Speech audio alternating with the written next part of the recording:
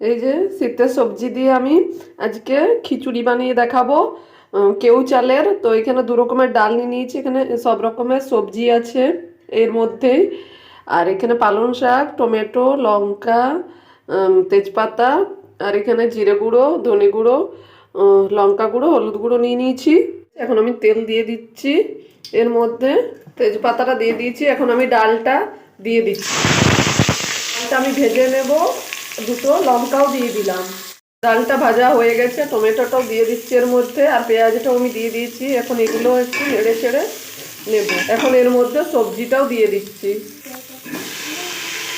সবজিটাকেও আমি ভেজে নেব। এখন আমি লবণটা দিয়ে দিলাম। এখন এটা নেড়ে চেড়ে নেব। এখন হলুদ গুঁড়ো, লঙ্কা গুঁড়ো মশলাটা দিয়ে দিচ্ছি আমি, এটাও মিশিয়ে নেব ওর সঙ্গে। দেখুন ডালটা, সবজিটা অনেকটাই সেদ্ধ হয়ে গেছে, তো এখন আমি চালটা দিয়ে দিচ্ছি। তো এই চালটা খুব নরম, সেদ্ধ হতে সময় লাগে না খুব একটা। তো এটা আমি বেশ কিছুক্ষণ ঢেকে রেখে দেবো এইভাবেই সেদ্ধ হওয়া পর্যন্ত। আর মাঝে মাঝে নাড়াচাড়া করতে থাকবো যাতে নিচে লেগে না যায়। এই দেখুন এটা হয়ে গেছে, আর কতটা সুন্দর হয়েছে দেখুন, এর কালারটা কত সুন্দর এসেছে বন্ধুরা। আর এটা কিন্তু করতে বেশি সময় লাগে না, খুব চটজলদি হয়ে যায়। এখন আমি নামাবার আগে অল্প গাওয়া ঘি দিয়ে দেব।